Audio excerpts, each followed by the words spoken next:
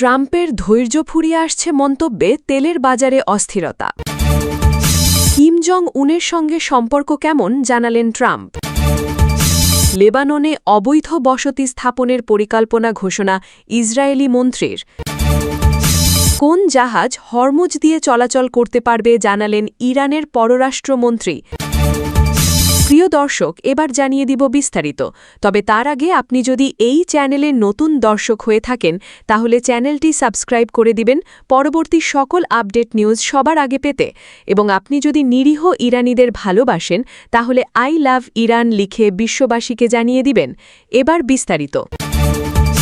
যুক্তরাষ্ট্রের president Donald Trump বলেছেন Iran ইস্যুতে তার ধৈর্য ফুরিয়ে আসছে। ট্রাম্পের এমন কঠোর মন্তব্যের পর বিশ্ববাজারে জ্বালানি তেলের দাম উল্লেখযোগ্যভাবে বেড়েছে। শুক্রবার আন্তর্জাতিক বাজারে তেলের দাম ৩% বেশি বৃদ্ধি পেয়েছে, যা মধ্যপ্রাচ্যের উত্তেজনা ও হরমুজ প্রণালীকে ঘিরে অনিশ্চয়তার প্রভাব হিসেবে দেখা হচ্ছে। বাজার তথ্য অনুযায়ী অপরিশোধিত তেল ব্যারেল প্রতি $৩.৪৭ বা ৩.৩% বেড়ে দাঁড়িয়েছে $১০৯.১১।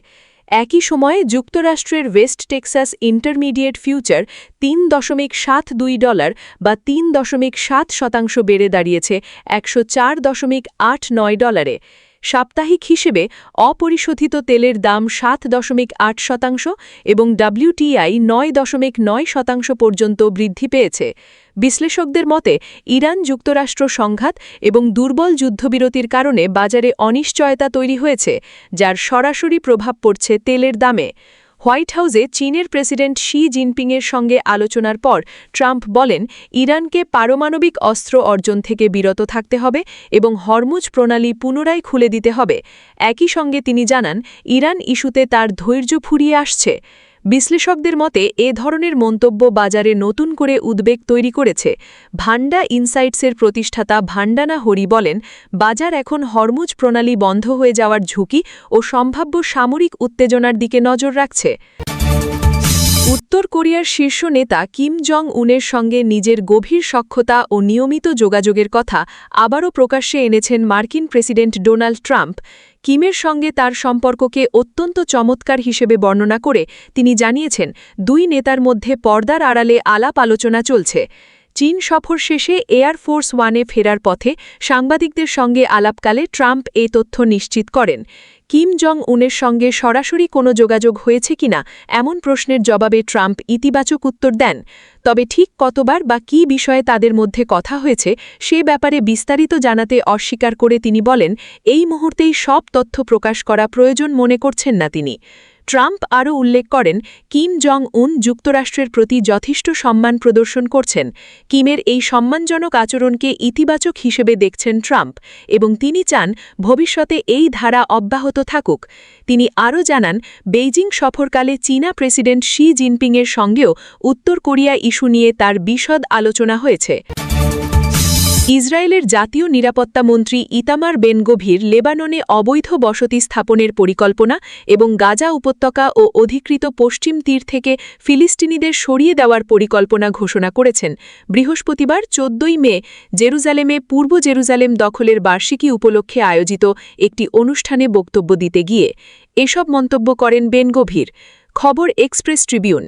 বেন গভির বলেন গাজা থেকে অভিবাসন অনুষঙ্গ করা, জুডিয়া ও সামারিয়া থেকে অভিবাসন অনুষঙ্গ করা এবং লেবাননে বসতি স্থাপনের আরও পরিকল্পনা আমাদের রয়েছে।